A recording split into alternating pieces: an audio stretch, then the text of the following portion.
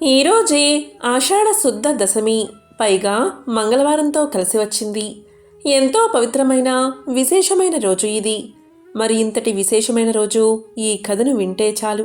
జన్మల పాపాలు తొలగి కోటి జన్మల పుణ్యం వస్తుంది, సకల శుభాలు కలుగుతాయి. మరి ఆ కథ ఏంటో ఇప్పుడు ఈ వీడియోలో తెలుసుకుందాం. ఒకసారి శౌనకాది మహర్షులు ఇలా పలికారు: ఇతర వృక్షాల కంటే రావి, మర్రి చెట్లు మాత్రమే ఎందుకంత పవిత్ర వృక్షాలుగా పేరు పొందాయి అని అడగగా సూతుడు ఇలా చెప్పసాగాడు. పూర్వం పార్వతీ పరమేశ్వరులు ఏకాంతంగా ఉన్నప్పుడు పని మీద దేవతలు అక్కడికి వెళ్ళగా వారి ఏకాంతానికి భంగం కలుగుతుంది. దీనికి పార్వతీదేవి ఎంతో కోపగించి మా ఏకాంతాన్ని భంగం చేశారు కాబట్టి భూలోకంలో చెట్లుగా పడి ఉండండి అని శపిస్తుంది దేవతలని. పార్వతీదేవి పెట్టిన శాపానికి ఆ పరమేశ్వరుడితో సహా దేవతలందరూ వృక్షాలుగా మారిపోతారు. ఈ విధంగా దేవతలంతా వేరువేరు వృక్షాలుగా మారితే శ్రీ మహావిష్ణువు రావి చెట్టుగాను, మహాశివుడు మర్రి చెట్టుగాను మారిపోయారు. ఇలా రావి, మర్రి చెట్లుగా మారిన శివకేశవులు జగదేక పూజనీయులు కాబట్టి ఆ చెట్లకు అంతటి పవిత్రత కలిగింది. వీటిలో రావి చెట్టు శని దృష్టికి సంబంధించిన కారణంగా శనివారం రోజు మాత్రమే పూజనీయమైనది. శని ఆదివారం రోజు తప్ప తక్కిన రోజుల్లో రావి చెట్టును అస్సలు తాకకూడదు అని సూతుడు శౌనకాది మహామునులు చెప్పగా ఇదంతా విన్నా శౌనకాది మహర్షులు రావి చెట్టు ఎందుకు శనివారం మాత్రమే పూజనీయం అయింది, మిగిలిన రోజుల్లో ఎందుకు తాకకూడదు అని అడిగారు. దానికి సూత మహర్షి ఇలా చెప్పసాగాడు. పూర్వం క్షీరసాగర మదనం జరిగినప్పుడు అనేక వస్తువుల్లో లక్ష్మీదేవిని, కౌస్తుభాన్ని శ్రీహరికి సమర్పించి తక్కిన సంపదనంతా దేవతలు తీసుకున్నారు. శ్రీ మహావిష్ణువు లక్ష్మీదేవిని వివాహం చేసుకోవాలి అనుకున్నాడు. కానీ లక్ష్మీదేవి శ్రీ మహావిష్ణువుతో ఇలా పలుకుతుంది: దేవా, నాకన్నా పెద్దది అయినా నా అక్కయ్య ఉంది. ఆమెకు వివాహం కాకుండా చిన్నదైన నేను వివాహం చేసుకోవడం తగదు. కాబట్టి మా అక్క పెళ్లి గురించి ఆలోచించండి అని పలుకుతుంది. దాంతో శ్రీ మహావిష్ణువు లక్ష్మీదేవి అక్కగారైన జ్యేష్ఠాదేవిని ఉద్దాలకుడు అనే మహర్షికి ఇచ్చి వివాహం జరిపిస్తాడు. ఆ విధంగా ఉద్దాలకుడు జ్యేష్ఠాదేవిని తన ఆశ్రమానికి తీసుకువెళ్తాడు. ఆ తరువాత శ్రీ మహావిష్ణువు లక్ష్మీదేవిని వివాహం చేసుకుంటాడు. నిరంతరం ధూపదీప నైవేద్యాలతో నిండిన ఆశ్రమాన్ని చూసి, వేదఘోషతో మారుమోగుతున్న ఆశ్రమాన్ని చూసి, ఆశ్రమంలోని శుభ్రతను చూసి జ్యేష్ఠాదేవి దుఃఖిస్తూ, ఇది నాకు సరైన చోటు కాదు. శుభ్రంగా ఉన్న చోట, వేదాలు చదివే దగ్గర, అతిథి సత్కార్యాలు జరిగే దగ్గర, యజ్ఞాలు జరిగే దగ్గర నేను నివసించలేను. అదేవిధంగా ప్రేమగల భార్యాభర్తలు ఉండే చోట, పితృదేవతలను పూజించే చోట, నీతిగా ఉండేవారి దగ్గర, అబద్ధం ఆడనివారి ఇంట, ప్రేమగా మాట్లాడేవారి ఇంట, గురువులను పూజించే దగ్గర నేను ఉండలేను అంటుంది. దీంతో ఉద్దాలకుడు మరి నీవు ఎక్కడ ఉంటావు అని అడుగుతాడు. దానికి జ్యేష్ఠాదేవి ఇలా సమాధానం చెప్తుంది: ఏ ఇంట్లో అయితే రాత్రింబగళ్ళు భార్యాభర్తలు దెబ్బలాడుకుంటూ ఉంటారో, ఏ ఇంట్లో అయితే అతిథులు నిరాశతో ఉంటారో, ఎక్కడైతే వృద్ధులకు, మిత్రులకు, మంచివారికి అవమానం జరుగుతుందో, ఇంకొకరి ధనాన్ని ఆశపడేవారి ఇంట్లో, శుభ్రంగా లేని చోట నేను నివాసం ఉంటాను అని పలుకుతుంది.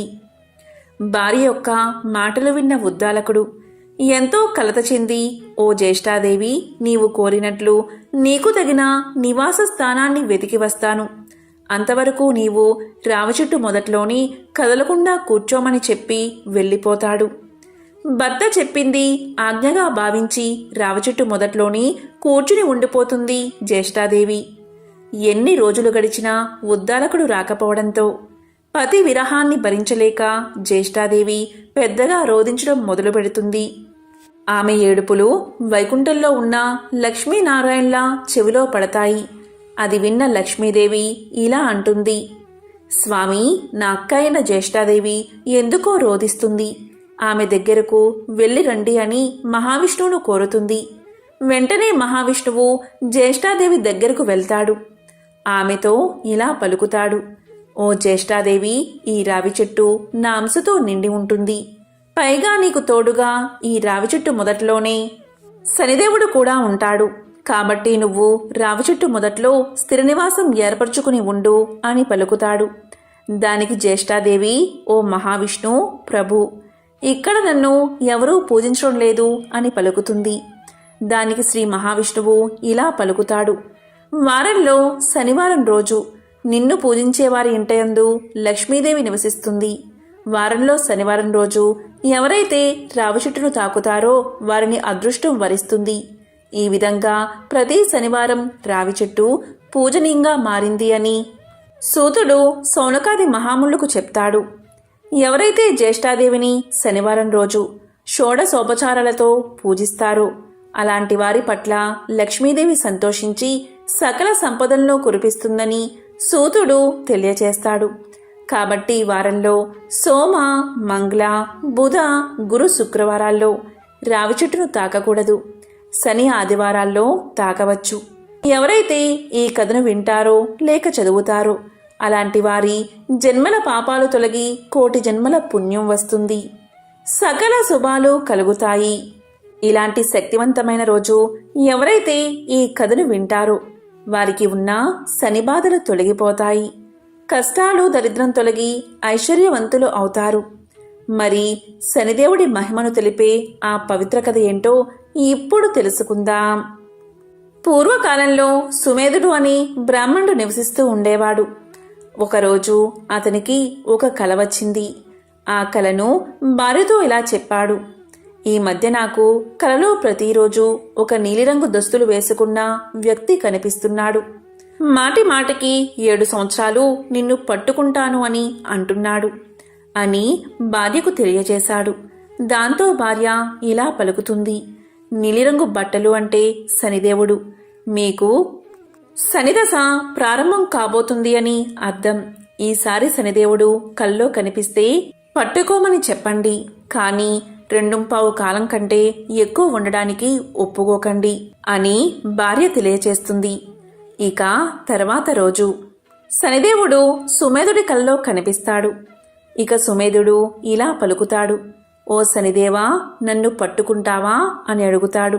దానికి శనిదేవుడు: ఓ బ్రాహ్మణుడా, నేను నీపై పూర్తిగా 7 సంవత్సరాల పాటు ఉంటాను అని పలకగాని దానికి సుమేధుడు: ఓ శనిదేవా, నేను అన్ని రోజులు నిన్ను భరించలేను అంటాడు. దానికి శనిదేవుడు: ఓ సుమేధ, నేను పూర్తిగా 5 సంవత్సరాలు నిన్ను పట్టుకుంటాను అంటాడు.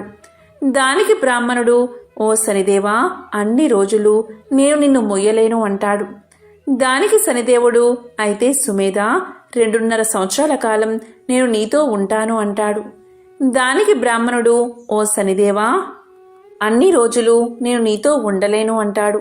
ఇక శనిదేవుడు చివరగా ఇలా పలుకుతాడు: చూడు సుమేధ, 2.25 సంవత్సరాల కాలం నీవు నన్ను భరించక తప్పదు అంటాడు. దానికి సుమేధుడు సరే అని ఒప్పుకుంటాడు. మరుసటి రోజు ఉదయం నిద్రలేవగాని ఈ విషయాన్ని తన భార్యకు తెలియచేస్తాడు. నాకు 2.25 సంవత్సరాల శనిదశ ప్రారంభమైంది. నాకు నీవు 2 బంగారు కాసులు ఇవ్వు అని అంటాడు. నేను అడవిలోకి వెళ్ళి పూజా పునస్కారాలు చేసి వస్తాను. నీవు ఇంట్లోనే ఉండి పిల్లల్ని జాగ్రత్తగా చూసుకో. ఎవరితోనూ పోరు పెట్టుకోకు. అందరితో జాగ్రత్తగా ఉండు. ఇలా చెప్పి బ్రాహ్మణుడు అడవిలోకి వెళ్తాడు. అక్కడ ఒక చెట్టు కింద కూర్చుని పూజ చేసుకుంటూ ఉంటాడు. ఇలా ఒక కాలం గడుస్తుంది. ఇక బ్రాహ్మణుడు ఇలా అనుకుంటాడు: ఒక కాలం అయిపోయింది కదా, ఇంకా కొంచెం సమయం మాత్రమే మిగిలి ఉంది కదా, ఇది దారిలోనే అయిపోతుంది అనుకుంటూ ఇంటికి బయలుదేరతాడు. కానీ శనిదేవుడి ప్రభావం నుంచి ఎవరూ తప్పించుకోలేరని అతనికి తెలియదు. అతనికి దారిలో కొన్ని పుచ్చకాయలు కనిపిస్తాయి. వాటిని ఇంటికి తీసుకువెళ్తాను అనుకుని అక్కడ ఎవరైనా ఉన్నారేమో అని గట్టిగా పిలుస్తాడు. కానీ అక్కడ ఎవరూ ఉండరు, ఎవరూ పలకరు. ఇక తన దగ్గర ఉన్న ఒక బంగారు నాణాన్ని అక్కడ పెట్టి 2 పుచ్చకాయలు కోసుకుని సంచిలో వేసుకుంటాడు. ఇక తిరిగి ఇంటికి ప్రయాణం సాగిస్తాడు. ఇంతలో ఇద్దరు సిపాయిలు అటుగా వస్తారు. వారు బ్రాహ్మణుణ్ణి ఆపి నీ సంచిలో ఏముందో చూపించు అంటారు. దానికి సుమేధుడు నా సంచిలో 2 పుచ్చకాయలు ఉన్నాయి అంటాడు. దానికి సిపాయిలు సంచి తెరిచి చూపించమని అడగగా సుమేధుడు సంచి తెరచి చూడగానే దాంట్లో రాజుగారి 2 కొడుకుల తలలు ఉంటాయి.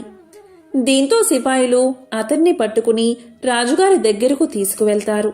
రాజుతో సిపాయిలు ఇలా పలుకుతారు, ఓ రాజా, ఈ బ్రాహ్మణుడు మీ 2 కొడుకులను చంపి తలలను సంచిలో వేసుకున్నాడు అని అనగానే ఆ మాటలు విన్న రాజుగారికి ఎక్కడలేని కోపం వచ్చి ఆ బ్రాహ్మణుణ్ణి వెంటనే ఉరితీయండి అని ఆజ్ఞాపిస్తాడు. సిపాయిలు సుమేధుణ్ణి తీసుకుని వెళ్లి ఉరి తీయబోగా సుమేధుడు ఇలా పలుకుతాడు, మహారాజా, దయ చూపించండి, కొంచెంసేపు ఆగండి, నన్ను పూజ చేసుకోనివ్వండి అని పలకగానే రాజు ఒప్పుకుంటాడు. ఇక సుమేధుడు పూజ చేసుకుంటూ ఉండగా శనిదశ పూర్తవుతుంది. ఇంతలో అక్కడకు రాజుగారి 2 కొడుకులు తిరిగి వస్తారు. వారిని చూసి రాజు ఎంతో ఆశ్చర్యపోతాడు. అప్పుడు రాజు బ్రాహ్మణుడితో ఇలా పలుకుతాడు, ఓ బ్రాహ్మణుడా, నీవు ఏమాయ చేశావు అని అనగానే సుమేధుడు ఇలా అంటాడు, మహారాజా, నేను ఏమాయా చేయలేదు, నాకేమీ తెలియదు, నాపై శని ప్రభావం ఉంది, అందుకే ఇదంతా జరిగింది అని సమాధానం చెప్తాడు. దానికి రాజు ఇలా అడుగుతాడు, ఓ బ్రాహ్మణుడా, శనిదశ పట్టుకుంటే నివారణ ఉపాయమేమిటి అని అడగగానే సుమేధుడు ఇలా చెప్తాడు, రాజుకు శనిదశ పట్టుకుంటే నల్లటి ఏనుగును దానంగా ఇవ్వాలి, షావుకారికి శనిదశ పట్టుకుంటే ఒక నల్లటి గుర్రాన్ని దానంగా ఇవ్వాలి, ఒక గృహస్థుడికి శనిదశ పట్టుకుంటే నూనెలో ముంచిన రొట్టెను నల్లని కుక్కకు తినిపించాలి, అదేవిధంగా రావి చెట్టును పూజించాలి, శనిదేవుణ్ణి కూడా పూజించాలి అని సమాధానం చెప్తాడు. దాంతో రాజు బ్రాహ్మణుడికి కొంచెం నగదు ఆభరణాలు ఇచ్చి వదిలేస్తాడు. అప్పుడు బ్రాహ్మణుడు ఇంటికి చేరుకుంటాడు. ఇంటికి వెళ్ళిన తర్వాత భార్యతో ఇలా అంటాడు, జరిగిన విషయమంతా చెప్తాడు. అప్పుడు ఆమె సంచిలో ఏం తీసుకువచ్చారు అని అడగగానే బ్రాహ్మణుడు 2 పుచ్చకాయలు తీసుకువచ్చాను అంటాడు. తీరా సంచి తెరిచి చూడగానే పుచ్చకాయకు బదులు బంగారపు కాసులు ఉంటాయి. దానికి భార్య, ఇంత బంగారం ఎక్కడిది, మీకు శని పట్టుకుంది కదా అని అనగానే దానికి సుమేధుడు ఇలా చెప్తాడు, శని పట్టినప్పుడు పుచ్చకాయలు తలకాయలుగా మారాయి, వదిలిపోగానే పుచ్చకాయ స్థానంలో బంగారం వచ్చింది అని సమాధానం చెప్తాడు. పూర్వం ఒక బ్రాహ్మణుడు ఉండేవాడు. వేలగాని వేళ తన ఇంటికి ఎవరు వచ్చినా వాళ్లను తను ఎరగకపోయినా సరే ఆదరించి భోజనం పెట్టేవాడు. ఒకవేళ ఇంటికి ఎవరూ రాకపోతే వీధి వెంట పోయి వాళ్ళని పిలిచి అన్నం పెట్టేవాడు. ఇలా చాలా కాలం జరిగాక ఒకనాడు ఆయనకు అన్నదానం వల్ల వచ్చే పుణ్యం ఎలాంటిదో తెలుసుకోవాలని బుద్ధి పుట్టింది. ఎవరిని అడిగినా చెప్పలేకపోయారు. ఒక ఆయన ఇలా అన్నాడు, అన్నదాన మహిమ చాలా గొప్పది, దాన్ని వర్ణించాలి అంటే కాశీ అన్నపూర్ణకు తప్ప ఇతరులకు సాధ్యం కాదు. మీకు తెలుసుకోవాలని ఉంటే స్వయంగా ఆ అన్నపూర్ణాదేవినే అడిగి తెలుసుకోండి అని సలహా ఇచ్చాడు. అన్నపూర్ణ అంటే కాశీ విశ్వేశ్వరుని భార్య అయిన పార్వతీదేవి అన్నమాట. ఆవిడకు కూడా అన్నదానం అంటే ఎంతో ఆసక్తి. అందుకనే కాశీలో ఎవరికీ అన్నం లేకుండా పోదు. మన బ్రాహ్మణుడు కాశీ వెళ్లి గంగా ఒడ్డున కూర్చుని పార్వతీదేవి గురించి గాఢంగా తపస్సు చేశాడు. దేవి అతని తపస్సుకు మెచ్చుకుని ప్రత్యక్షమై ఇలా పలికింది, నీకేం కావాలి బ్రాహ్మణుడా అని అడిగింది. వెంటనే బ్రాహ్మణుడు సాష్టాంగ నమస్కారం చేసి ఇలా అన్నాడు, అన్నపూర్ణాదేవి, నాకేమీ కోరికలేదు, కాని అన్నదాన మహిమ ఎటువంటిదో తెలుసుకోవాలని తపస్సు చేశాను. ఈ సంగతి మీరే చెప్పాలి కాని ఇతరుల వల్ల కాదు అని తన మనస్సులోని ఉద్దేశం వెల్లడించాడు. అప్పుడు దేవి అతనితో ఇలా పలికింది, నీకు అన్నదాన మహిమ తెలియాలి అంటే నేను చెప్పడం కాదు, అది నీవు తెలుసుకునే ఉపాయం చెబుతాను విను. హమవత్ పర్వతం దగ్గర హమవతమని ఒక పట్టణం ఉంది. ఆ పట్టణాన్ని ఏలుతున్న రాజుకి పిల్లలు లేరు. నువ్వాయన దగ్గరకు వెళ్ళి ఆయనకి కొడుకు పుట్టాలని దీవించు. ఆ రాజు సంతోషించి, బాబూ మీకేం కావాలి అని అడుగుతాడు. అప్పుడు నీవు, నాకు పెద్ద కోరిక ఏమీ లేదు, నీకు కుమారుడు పుట్టిన తక్షణమే ఆ పిల్లవాణ్ణి నేను చూడాలి. ఆ సమయంలో పిల్లవాడి దగ్గర రాణి కూడా ఉండకూడదు అని చెప్పు. ఇంతే కదా అని రాజు అందుకు ఒప్పుకుంటాడు. ఆ పిల్లవాడు పుట్టడంతోనే ఏకాంతంగా వాణ్ణి, అన్నదానం వల్ల కలిగే పుణ్యమేమిటిరా అబ్బాయి అని అడిగి తెలుసుకో అని చెప్పింది అమ్మవారు. బ్రాహ్మణుడు సరే అని చెప్పి హమవతానికి బయలుదేరి వెళ్ళాడు. దారిలో ఒక అడవి అడ్డమైంది. అందులో ప్రవేశించి వెళ్తూ అతడు దారి తప్పిపోయాడు.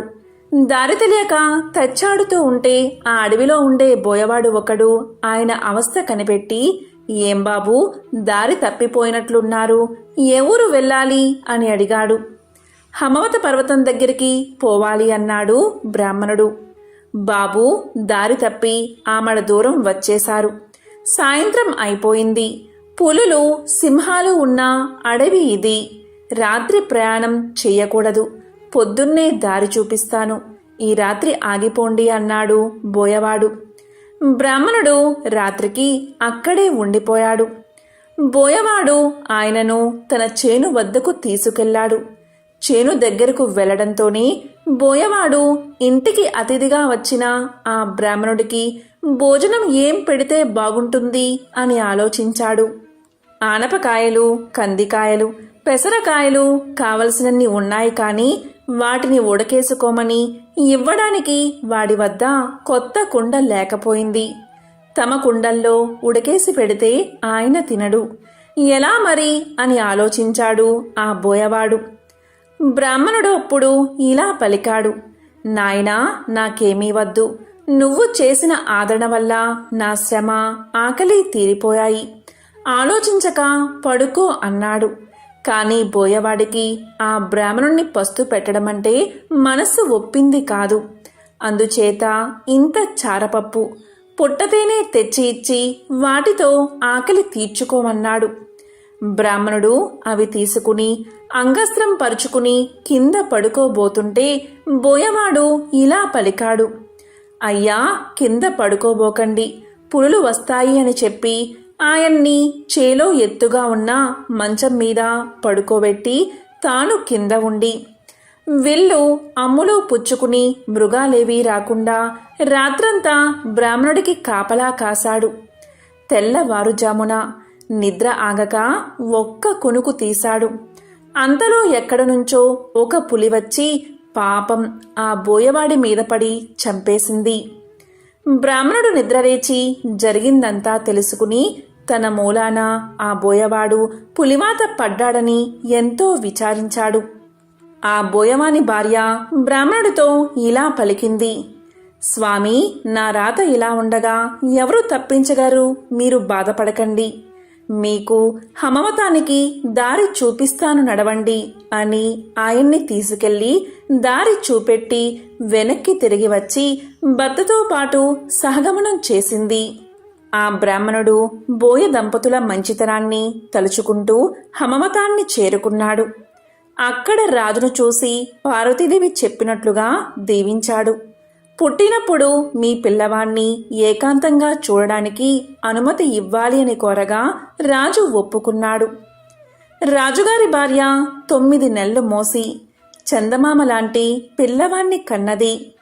బ్రాహ్మణుడు ఎవరూ లేకుండా చూసి ఆ పిల్లవాణ్ణి ఇలా అడిగాడు, అన్నదానం వల్ల కలిగే ఫలమేమిటో చెప్పు అని అడిగాడు. అప్పుడే పుట్టిన శిశువు అయినప్పటికీ పెద్దవానికి మళ్ళీ ఆ పిల్లవాడు ఇలా పలికాడు, 10 నెలల క్రితం మీరు పట్టణానికి వస్తూ అడవిలో దారి తప్పిపోతే మిమ్మల్ని తీసుకెళ్లి చారుడు చారపప్పు, పుట్టతేనే ఇచ్చిన బోయవాన్ని నేనే సుమండి, ఈ మాత్రపు దానికే ఈ రాజుగారికి కుమారుడై పుట్టి రాజ్యాన్ని ఏలబోతున్నాను. ఒకనాటి దానానికే ఇంత గొప్ప ఫలం కలిగినప్పుడు నిత్యం అన్నదానం చేసే మహానుభావులకు ఎటువంటి ఫలం కలుగుతుందో మీరే ఊహించుకోండి. ఇలా చెప్పేసి ఆ పిల్లవాడు మరుక్షణంలోనే ఉవ్వా ఉవ్వా అని ఏడవడం ఆరంభించాడు. బ్రాహ్మణుడు చాలా ఆశ్చర్యపడి తన ఊరు తిరిగి వచ్చి జరిగినదంతా భార్యతో చెప్పాడు. ఆ దంపతులు అప్పటి నుంచి అన్నదానం చేస్తూ ధనం, ధాన్యం, పుత్ర పౌత్రాభివృద్ధి కలిగి సుఖంగా జీవించారు. ఇదే అన్నదాన మహత్యాన్ని తెలిపే ఒక విశేషమైన కథ. పూర్వం భరద్వాజ మునీంద్రుడు సూతుణ్ణి ఇలా అడుగుతాడు. సూత, మానవ జన్మ పరమార్థం తెలుసుకోవాలంటే ఏం చెయ్యాలి? సంసార బంధం నుంచి విముక్తిని కలిగించి దివ్య సాధనమేది అని అడుగుతాడు. దానికి సూతుడు ఇలా చెప్తాడు.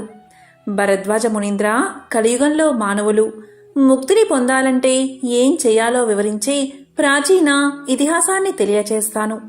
శ్రద్ధగా విను అంటూ ఇలా చెప్పడం ప్రారంభించాడు.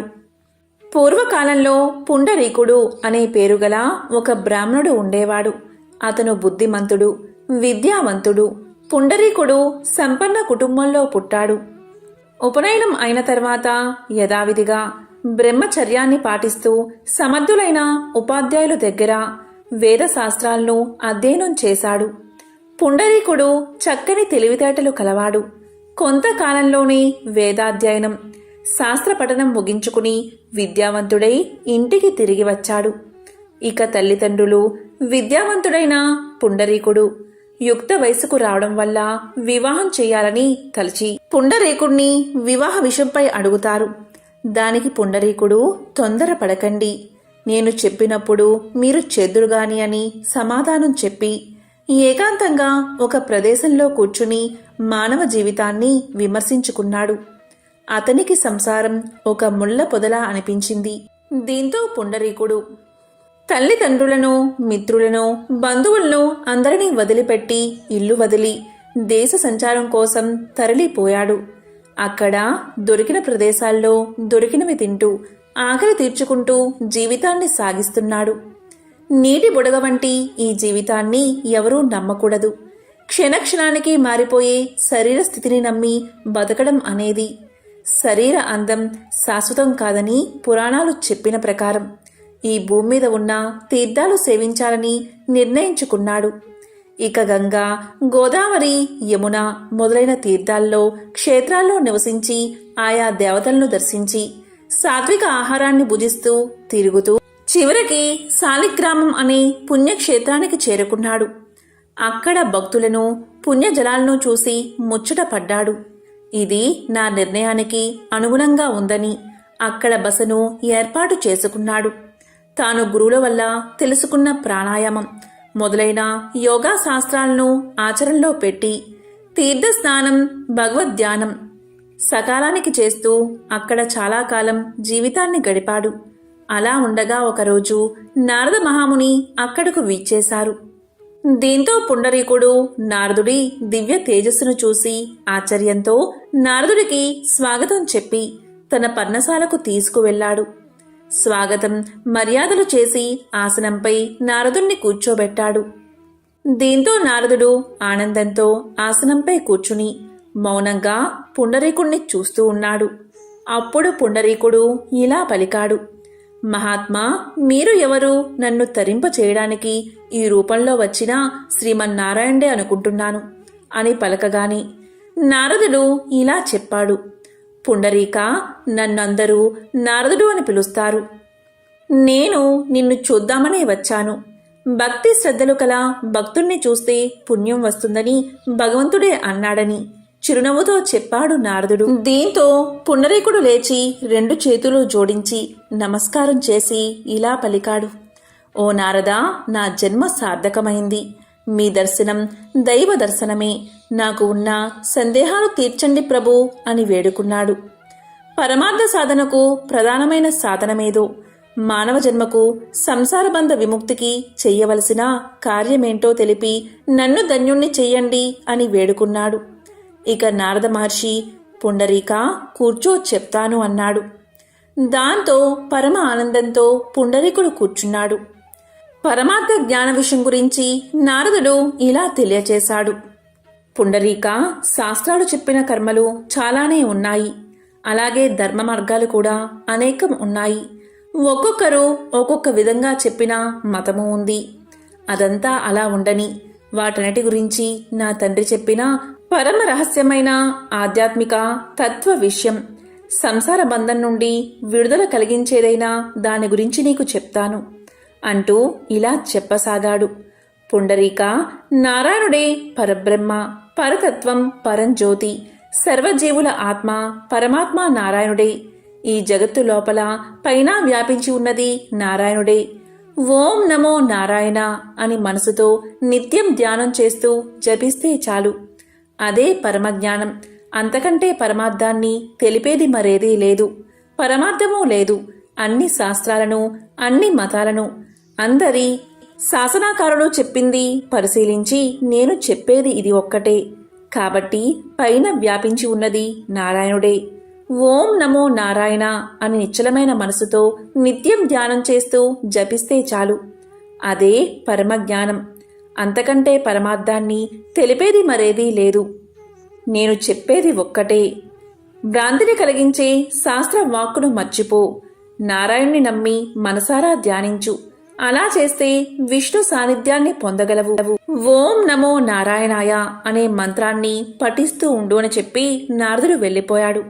ఇక పుండరీకుడు నారాయణ మంత్ర జపంతో, నారాయణ నామస్మరణతో ఎంతో భక్తితో ధ్యానించసాగాడు. ఈ విధంగా శాలిగ్రామ క్షేత్రంలో చిరకాలం తపస్సు చేశాడు. అతని భక్తికి మెచ్చిన శ్రీమన్నారాయణుడు వెంటనే ప్రత్యక్షమయ్యాడు. ఇక శ్రీమన్నారాయణ్ణి చూసి ఎంతో సంతోషంతో సాష్టాంగ నమస్కారం చేసి లేచి చేతులు జోడించి ప్రార్థించాడు పుండరీకుడు. అప్పుడు శ్రీహరి, పుండరీక, నీకేం కావాలో కోరుకో అన్నాడు. దానికి పుండరీకుడు, ప్రభు, నాకే కోరిక లేదు. మీరేమిచ్చినా నాకు సంతోషమే అన్నాడు. దానికి శ్రీహరి చిరునవ్వు నవ్వి, సరే ఇటురా, ఈ గరుడ వాహనంపై నా వెనుక కూర్చో, నాతో వైకుంఠానికి రా, నా రూపాన్ని ధరించి నిత్యము నా వెనకాలే ఉండు అని చెయ్యి పట్టుకుని వాహనం మీదకు తీసుకున్నాడు. ఆ సమయంలో దేవదుందుబులు మోగాయి. దేవతలు జయ జయ శబ్దాలతో పుష్పవర్షం కురిపించారు. ఆ విధంగా పుండరీకుడు శ్రీహరితో కలిసి వైకుంఠానికి చేరుకున్నాడని సూతుడు భరద్వాజ మునికి తెలియచేశాడు. కాబట్టి భరద్వాజ, శ్రీ మహావిష్ణువును కీర్తించడం వల్ల కలియుగంలో మానవులకు ముక్తి లభిస్తుంది. ఇదే మోక్షప్రదం, బ్రతికి ఉన్నంతకాలం సుఖాన్ని కలిగిస్తుంది అని సూతులవారు చెప్పగా అది విన్న భరద్వాజ మహాముని సంతోషంతో, సూత, పరమ అర్థాన్ని వివరించావు, నేను ధన్యుణ్ణి అయ్యాను అని సమాధానం చెప్పాడు. రాజన్నవాడు ఆతులను చూస్తూ ఆనందించకూడదు, వెంటనే వారిని ఆదుకోవాలి. అలాగే కపటి యొక్క కంఠాన్ని గుర్తించగలగాలి. వారి మాటల్లోని లోతులను గ్రహించగలగాలి. గ్రహించి వారికి తగినట్లుగా ప్రవర్తించాలి అని భీష్ముడు ధర్మరాజుకు తెలియచేశాడు. అప్పుడు భీష్ముడు ఇంకా ఇలా చెప్పాడు, ధర్మరాజా, శ్రద్ధగా విను. బలహీనుడు అన్నవాడు బలశాలితో పోరాడకూడదు. పోరాడితే ఓటమి తప్పదు. ఓటమితో పాటు ఐశ్వర్యాన్నంతా పోగొట్టుకోవాల్సి ఉంటుంది. దీనికి సంబంధించిన ఒక పురాణ కథ ఉంది. దానిని శ్రద్ధగా విను అని భీష్ముడు పలకగానే ధర్మరాజు, పితామహ, చెప్పండి అని శ్రద్ధగా వింటున్నాడు. ఒక మంచుకొండ మీద ఒక బూరుగ చెట్టు ఉంది. దానికి ఎన్నెన్నో కొమ్మలు, రెమ్మలతో ఆ చెట్టు మహావృక్షమైపోయింది. ఒకసారి నారదుడు ఆకాశంలో ప్రయాణిస్తూ కిందకు చూశాడు. కొండగట్టిని ఆక్రమించి ఉన్న బూరుగ చెట్టు నారదుడికి కనిపించింది. దాన్ని చూసి నారదుడు ఆశ్చర్యపోయాడు. కిందకు దిగి ఆ చెట్టును సమీపించాడు. ఇలా అనుకున్నాడు నారదుడు, అబ్బా, ఎంత పెద్ద చెట్టు, ఎంత వైశాల్యం! ఇలాంటి చెట్టును నేను ముల్లోకాల్లోనూ ఎప్పుడూ చూడలేదు. పైగా దీన్ని ఆశ్రయించి ఎన్నో జంతువులు, పక్షులు బతుకుతున్నాయి అన్నాడు నారదుడు. అందుకు గర్వంగా చెట్టు కొమ్మలు ఊపింది. ఆ చెట్టుని నారదుడు ఇలా అన్నాడు, నువ్వేమీ అనుకోనంటే నేనొక ప్రశ్న అడుగుతాను, సమాధానం చెప్తావా అన్నాడు నారదుడు. వెంటనే చెట్టు, స్వామి అడగండి, నేనేమీ అనుకోను అని సమాధానం చెప్పింది.